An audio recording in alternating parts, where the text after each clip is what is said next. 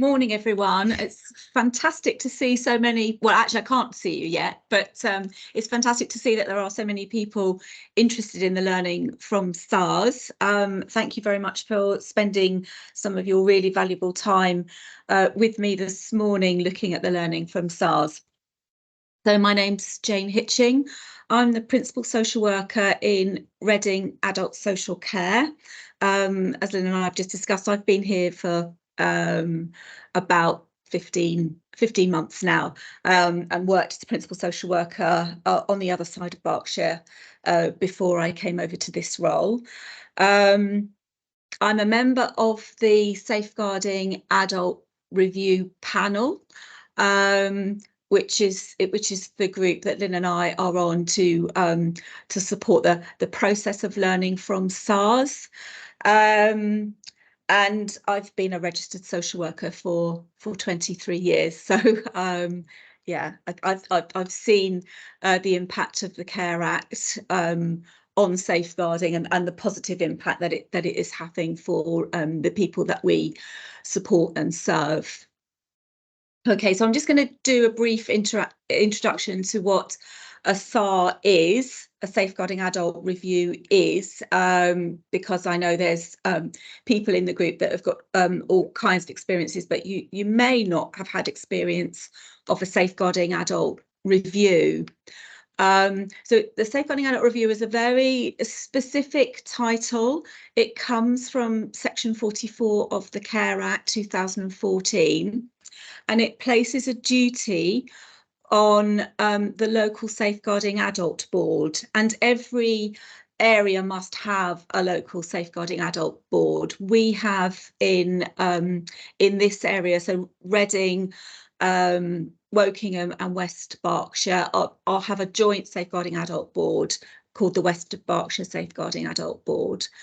And every Safeguarding Adult Board must have arrangements for undertaking Safeguarding Adult Reviews when, and then it's these four criteria, when there's a person with care and support needs, has died or has experienced significant abuse or neglect, and that there is reasonable cause for concern with regard to how the members of the board or others, so it can be extended beyond the members of the board, have worked together to safeguard that adult. So that's the criteria, if you like, for a case or a situation to be referred into the Safeguarding Adult Review Panel. We have a process, a very clear process. If people want to know, I can deal with that at the end as to what the process is. But for now, what I'll say is that process is on the West of Berkshire Safeguarding Adult Board website. So there's a fantastic page there which explains everything. Okay, so as Lynn was saying, the purpose of a SAR is to identify the lessons to be learnt from the cases. So we well, almost forensically, I would say, go through what has happened in a situation. We gather data, we gather information from any party involved in that case, and we review that information and decide the learning. And the learning can cover a number of areas, but probably what I would say for this slide is that the learning can be positive learning, so it can be a reflection on all the things that have gone well and how well that the individual was supported, but it also will identify where we need to improve things. And then the second purpose of the SAR is to apply those lessons to future cases. So what can we do as a board and as a collection of people who support individuals with care needs in the community? What can we do to make sure that in future cases that we've learnt from the things that have not gone so well? And as Lynn also said, that this is very much a process that is not about blame. It is about learning. sometimes the learning's uncomfortable, but it is not about blame. It's not about blaming individuals. Okay, so the sorts of areas that we identify learning in is about any of the SARB members' services. So we might learn about how, you know, a service has really supported somebody, or maybe where they haven't supported somebody and why that might be. We look at policies and procedures. We consider whether policies and procedures are supportive of good practice in the safeguarding area, but also in other areas that that mean that somebody has the right care and support around them. And we look at whether policies and procedures either need devising or creating, or whether the ones that we've got need enhancing or developing.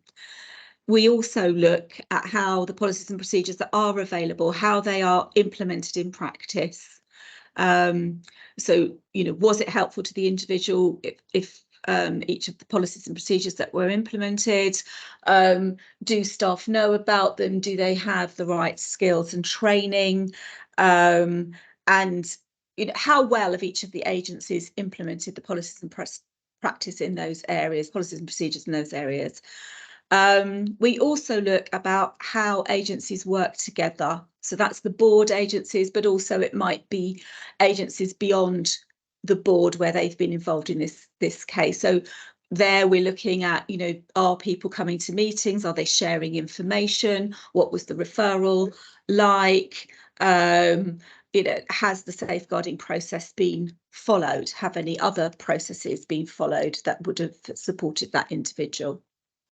Okay, so what I'm going to do now is talk about the 3 most recently published safeguarding adult reviews. So all of the cases that we're going to talk about now, we're using pseudonyms. The person isn't identified, the workers are not identified. Sometimes agencies are identified. So these are ones not that we're working on now, but the ones that are fully published. There are new ones in the pipeline. All of the safeguarding adult reviews, when they're published, are published on the safeguarding board website. So I'm going to go through them in sort of highlights, if you like, highlights of information about the case, but there is a more in-depth report and webinars and podcasts and briefings that we all prepare and Lynn supports us with, that you can use following this this presentation. Okay, so the first person we're going to talk about is Sandra. Actually, what I've realised in preparing this presentation is that all of these cases are ladies, and no gentlemen or are represented, if you like, in this section. That's just because I've looked at the last 3 cases. There are gentlemen represented in safeguarding adult reviews, and you'll see those when you look at the website. So let's get to know Sandra. So actually, the agencies did know Sandra. She had family contact, so she was, you know, she wasn't completely isolated. However, all the services found it difficult to engage with Sandra. I mean, sometimes we talk about service users or people who need care and support as they find it difficult to engage with us, but actually I think we need to turn that on its head and say, you know, the person, we found it difficult to find a way of engaging with Sandra. Sandra's son had mental health issues and had access to her property.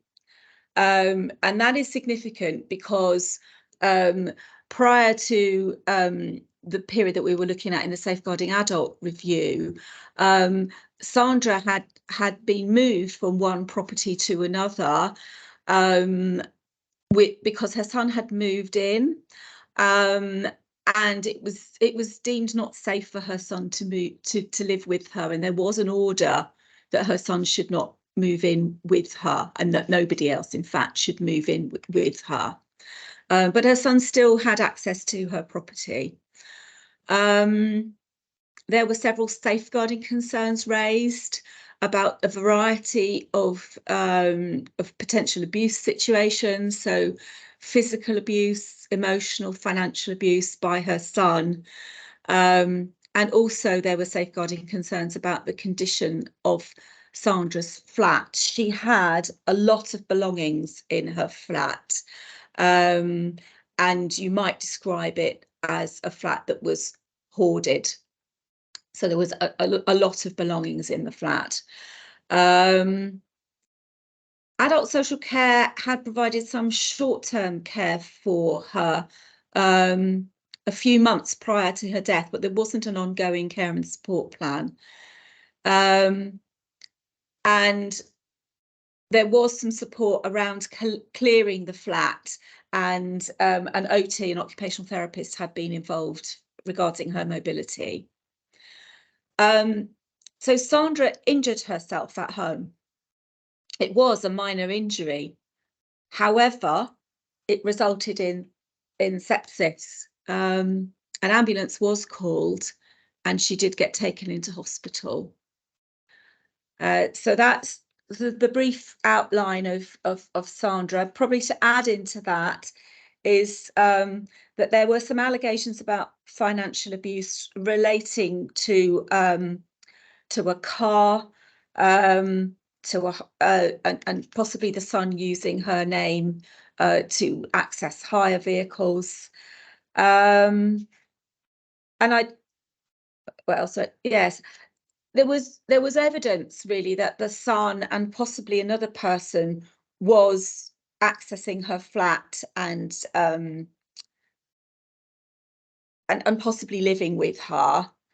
And I just want to say also that there were so many belongings in the flat that she hadn't been able to access her bath or her shower, we believe, for over a year. Okay, so that's a little bit about her situation.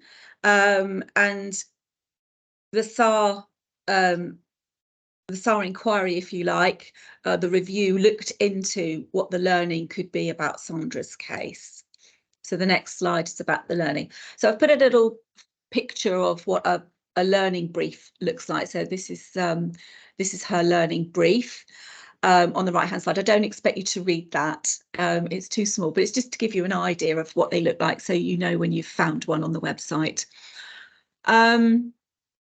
So the learning for Sandra was around how important it is that the safeguarding process are holistic. What I mean by that is that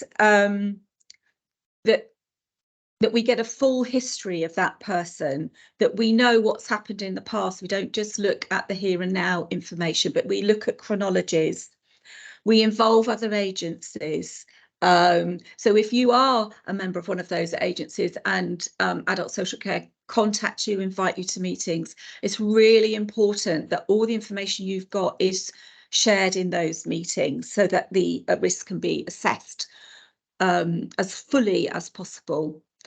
It's also important to be in contact with family members and everybody that knows an individual, so that we have the full story. In this particular case, Sandra's case is allocated to a social care team that was struggling with capacity, and Sandra's case was complex, so it actually needed input from adult social care beyond what was available at the time, and that is there's a strong learning from this case. It's also important to look beyond the presenting problem. And the phrase professional curiosity is something that is emerging in the care world, and had professional curiosity been applied to this case, it would have found out more and perhaps changed how the risk assessment was undertaken. We'll talk a bit more about, or I will talk a bit more about professional curiosity a bit later on in the presentation. So as I've just alluded to, risk assessments are extremely important. So the process of gathering information and then formulating a risk assessment is absolutely crucial when people are at risk of abuse. And the next area is to talk about is the Section 11 care assessments. So you'll know when you refer into adult social care, or if you receive a referral in adult social care, that where there is an appearance of need, that there should be an assessment under the Care Act. Generally speaking, we operate under what is called Section 9. And Section 9 is where we gather information and formulate a care assessment. And when you're doing an assessment under Section 9, the person themselves is involved, and you know, we can connect with them either directly or through their representative or advocate. A Section 11 care assessment can be undertaken without the involvement of the person, where there are either safeguarding concerns or where we believe that person lacks mental capacity. So we still have a duty in adult social care to assess, even when somebody is reluctant to have our involvement in those two circumstances. So I wanted to use this presentation to promote the Section 11 care assessment. And the other thing that we learnt about during the Sandra SAR was the application of the Mental Capacity Act, knowing when to apply the Mental Capacity Act, thinking about coercion and control and the effect on someone's mental capacity, thinking about whether somebody has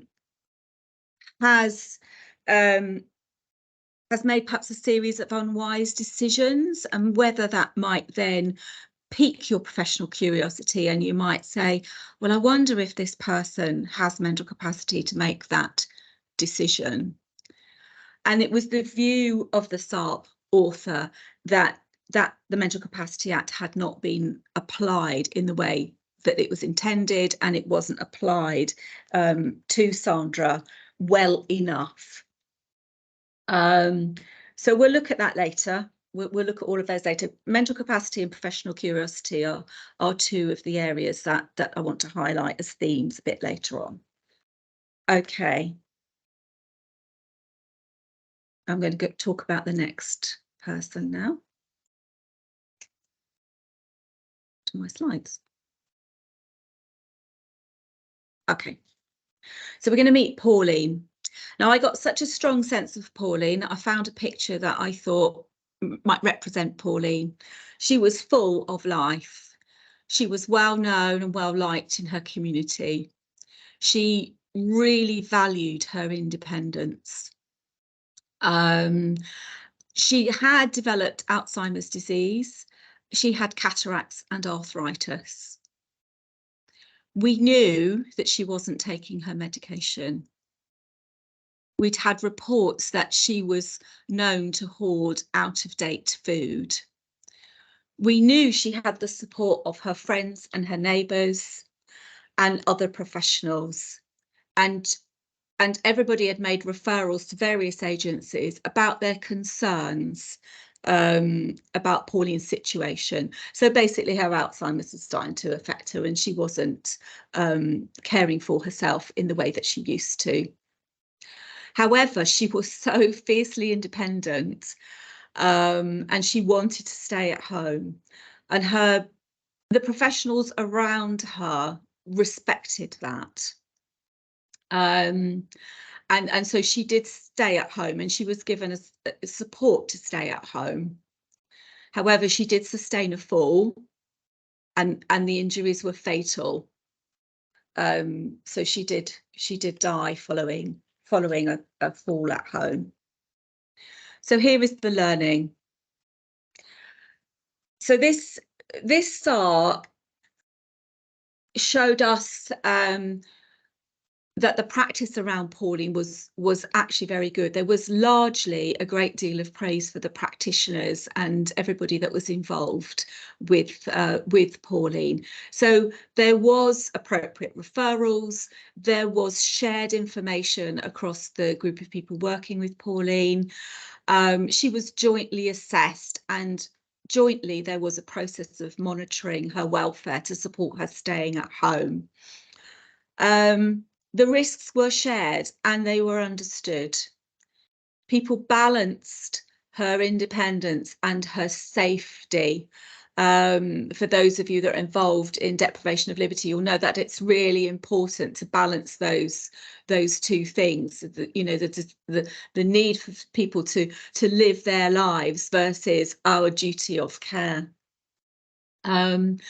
Practitioners were praised for their effective practice by the author of the SAR. The neighbours were involved, and they were a true protective factor for Pauline. So it's really lovely to see that community spirit come through in that particular report. The self-neglect policy was followed. The Mental Capacity Act was followed. However, there is a caveat.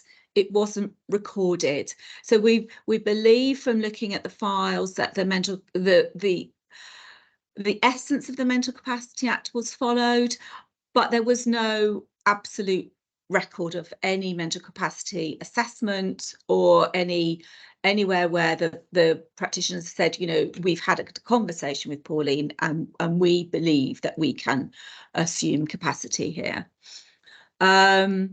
Confidentiality was maintained by the practitioners, and Pauline's case happened during the time of social isolation and COVID. So there is some reflection on social isolation as a result of COVID in that report. So that might be an area that interests you. Okay, so this is the third of the SARS that we're going to look at today. So Tina was in her 80s. Actually, I've just realised I didn't say right at the beginning, if you've got any questions, can you pop them in the chat and we will deal with them at the end. I thought it was best that we went through the whole presentation and then we dealt with them. So please feel free to put any questions that you would like answered or any thoughts that you've got that might be helpful to the group. Please share them in the chat. Nobody's written anything yet, so I'm hoping you're not sort of holding on to things. But if you are, just pop them in the chat. So about Tina, the last of the SARS, not such a good story, I'm afraid, as Pauline, but useful learning. So Tina's in her 80s and she lived with her husband in a privately owned home. Tina's husband was struggling to care for his wife, and he had a carer's assessment, so we did know this. The couple paid privately for shopping and housework support. But Tina was becoming increasingly frail, and at one point she spent a long time just sat on the sofa, and I think probably everybody in this room and it will know that long periods of time sitting down is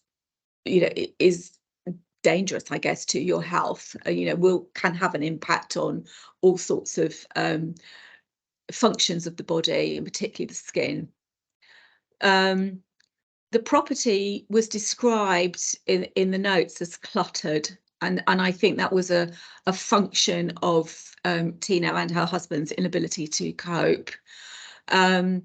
She'd had some periods of service from both health and social care, and she had declined quite a lot of care, and she declined equipment. And she was deemed to have capacity to make those decisions. There was no risk assessment and there was no mental capacity assessments. And if you think about what we said earlier, that, you know, if you're starting to think about a series of unwise decisions, so if somebody needs care and they're declining it, if they're declining equipment, you know, declining visits from professionals, etc., it might start to make you think, what's going on here? So that's back to that professional curiosity question. So eventually Tina was admitted to hospital.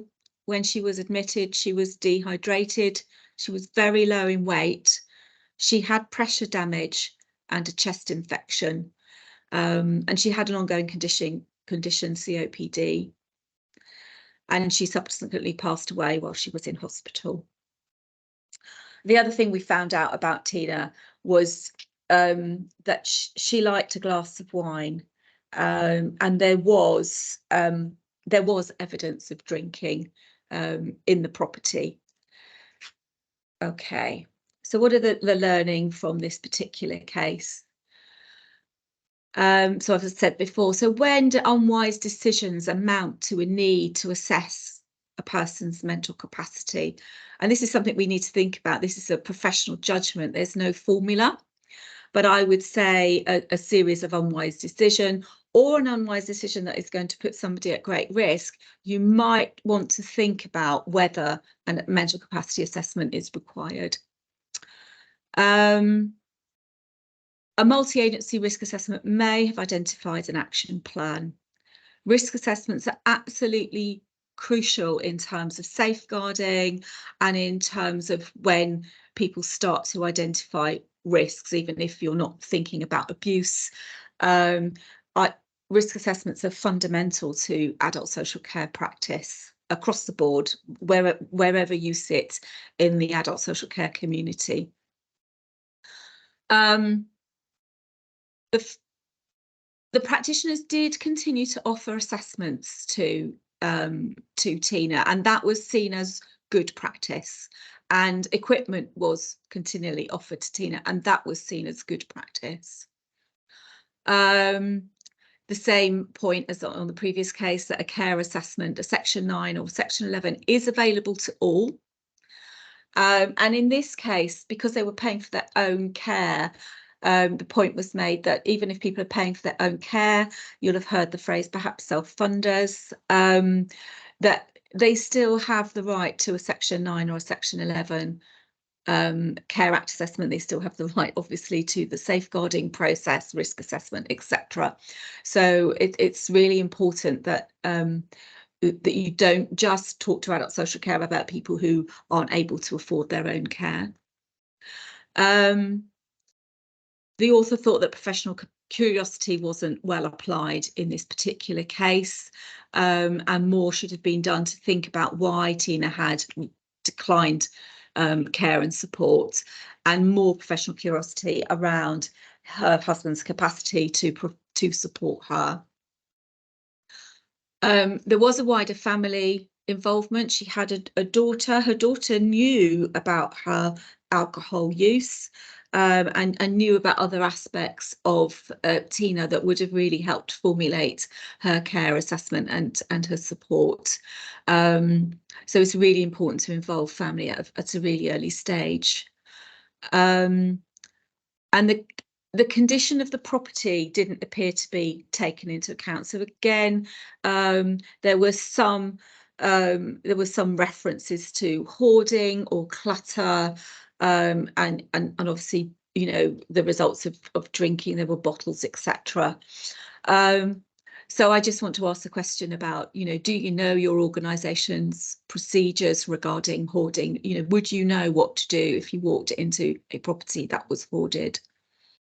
And do you know about your organisation's self-neglect policy? Do you know where it is? Do you know the content? And could you put it into practice? And the last bit of the learning is to raise a safeguarding concern. And my plea to those of you who raise safeguarding concerns with adult social care is, please, can you put as much information in it as possible?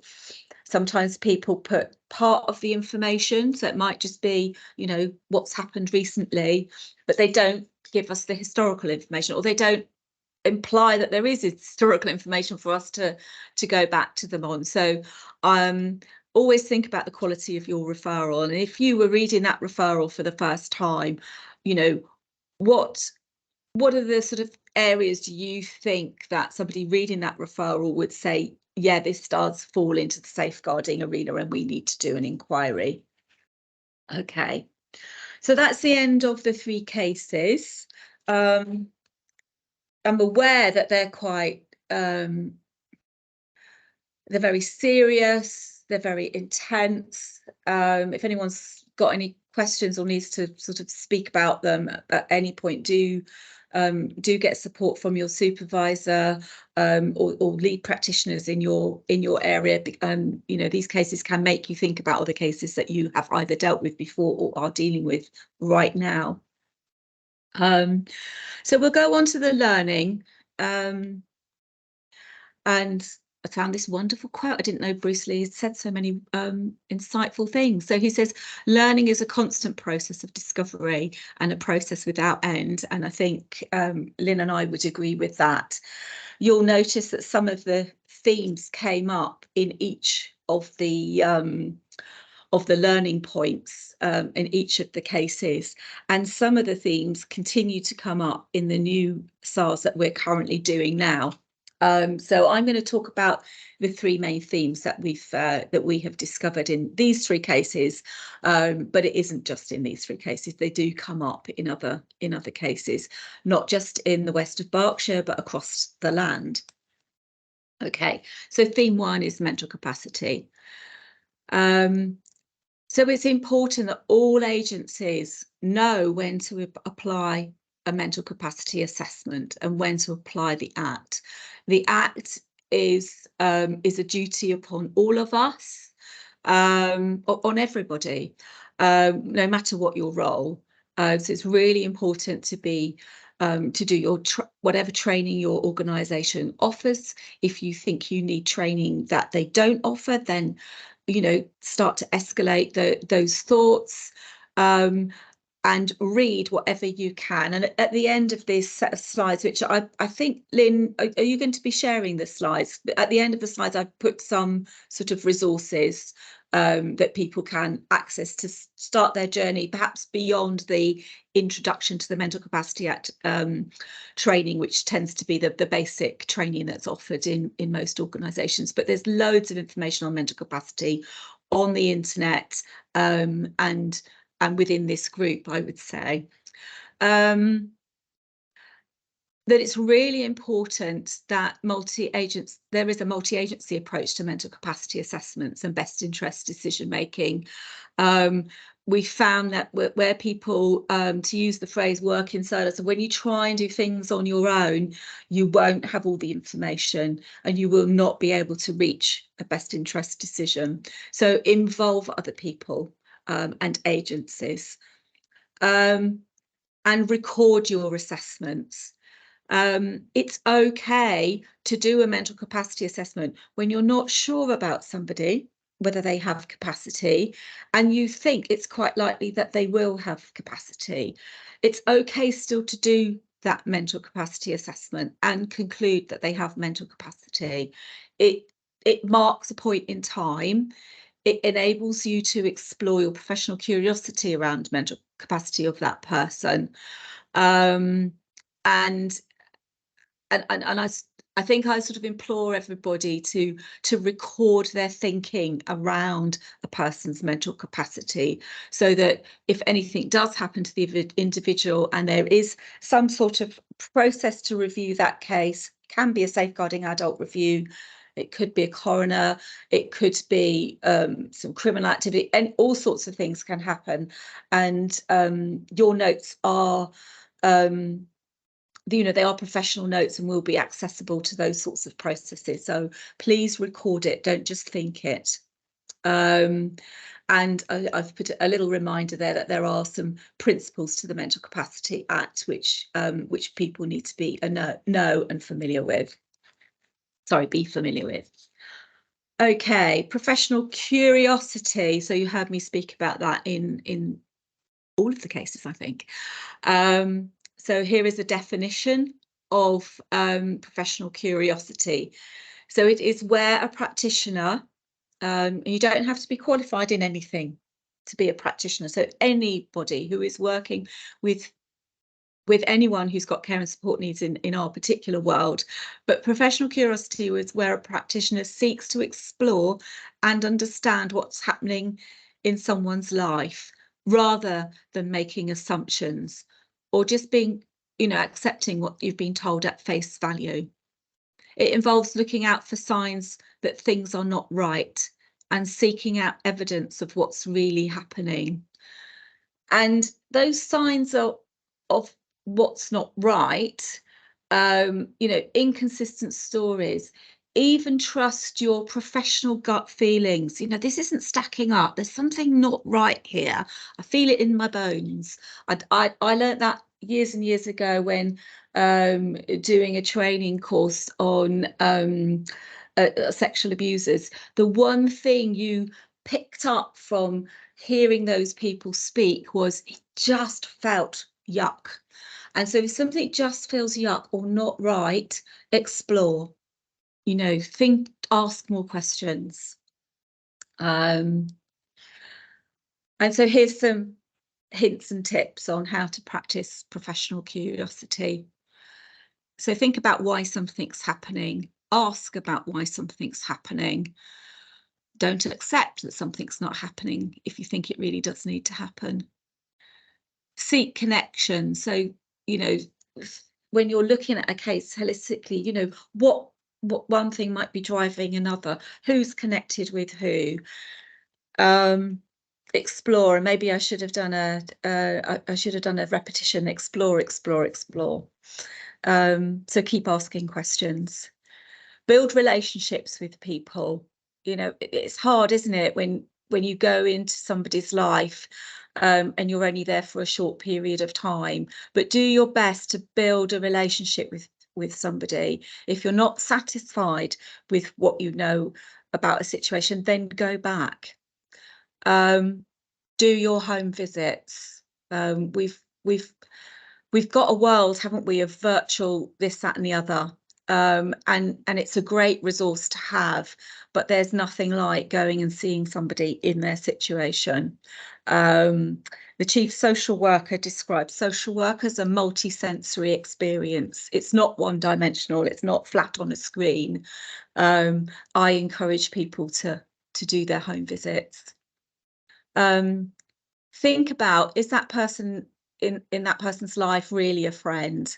So we think back to the case where the son was effectively cuckooing and moving into his mother's house.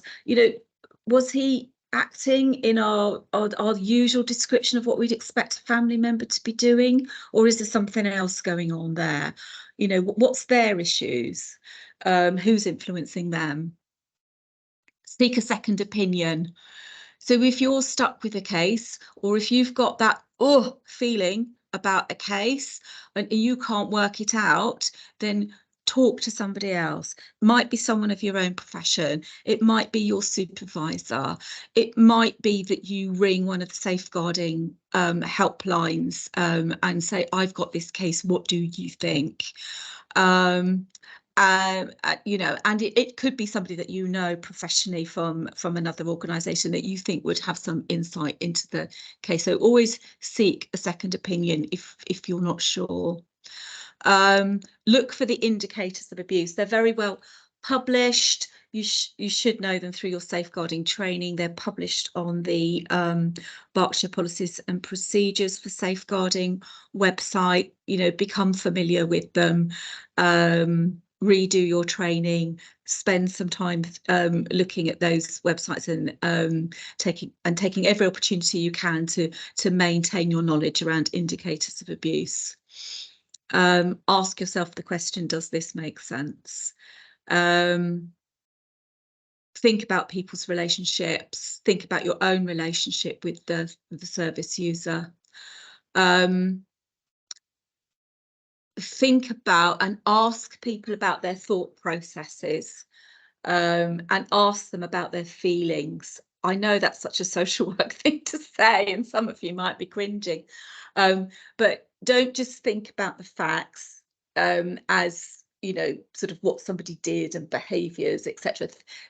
You know, think about what their thoughts are, why they might be doing things. You know, are people frightened, but are they telling you that they're not? You know, take time to explore. Okay, I think we're on to the last of the themes. Okay, and Lynn will know this is one of my favourite topics. Just have the meeting. If I'm feeling very naughty, there's a swear word goes on that little saying. Just do it. Call the meeting, hold the meeting. If you've done a safeguarding concern and it hasn't met the criteria and you are still worried about this case, have a risk assessment meeting, refer to the MARM, escalate decisions that have been made. If you're invited to a meeting, go. You may have bits of the jigsaw puzzle around that individual that helps understand the clear picture. You, in going to that meeting, your service may be able to do something for that individual that breaks the circle of abuse. Just really, really important. Whenever you go to these multi-agency meetings, and when people attend with a good heart, without defensiveness, you will find that there will be solutions, or at least opportunities to move forward with supporting the individual. And if you can't do that, you at least have shared the risk with amongst the partnership and with your colleagues, and they can then look out for opportunities to move forward. So I am very passionate about calling the meeting and having the meeting, and if someone else isn't doing it, then feel authorized to do it yourself, and that could then lead into one of the more formal processes around safeguarding or MARM. You could just make the difference. Okay, I think. Okay, so the last slide is just some pleas from me about don't think I've gone to a presentation about what we've learned from the last 3 SARS, and I know lots now. You do know lots, but it's a journey. As Bruce Lee said, learning, you know, it's a continuous process of discovery. So please continue to learn about what we're doing with SARS. Please continue to learn about the processes that are really fundamental within your practice. So I would say that's safeguarding, I would say that's mental capacity, self-neglect has come up, hasn't it, and hoarding has come up in this presentation, but and obviously there will be others. Access resources, I've listed some there. You might want to take a screen grab, and I know Lynn will make these slides available. If you belong to Research in Practice, or your organisation belongs to Research in Practice, use it. They've got lots of really good materials. ADAS has got lots of really good materials around safeguarding. Sky and the Local Government Association also do. I've put a link in the next slide to Michael Preston Shute's research that I've referred to here. So he did a report in 2020 where he looked at the learning from national SARS, and it's a really good read. Yeah, okay, you might think I'm probably a safeguarding nerd, so helpful on people who disengage from services, and also people who use substances and the safeguarding process. So you know, the really good piece of research there. But then you'll find presentations that he's done on the internet in some of the places that I've already referred you to. Right, there's look at other SARBs as well. So, you know, we've got our colleagues over in East Berkshire, but up and down the country, local SARBs are doing SARB reports. So if we haven't got one on the subject area or the case that, or the type of case that you're working with, there will be one up somewhere in the country. Ask your safeguarding lead, and they might even know about it, or put you in the right direction. Make sure that SARS are part of your training in your organisation. So you know, we can use the briefings and the podcasts that Lynn puts together, and they're absolutely brilliant for training. You know, put them into your team meetings to have discussions, reflective practice sessions, as well as perhaps your more formal training. Make sure that SARS are well referred to and well referenced in your training. Apply your learning to your policies and procedures. Make sure you know about the types of abuse. We learn more about types of abuse all the time. I think probably at the moment we're going through a process of learning about modern slavery and all the areas around modern slavery. So, you know, just keep learning about types of abuse. Take every opportunity you get to learn, and maintain your legal literacy.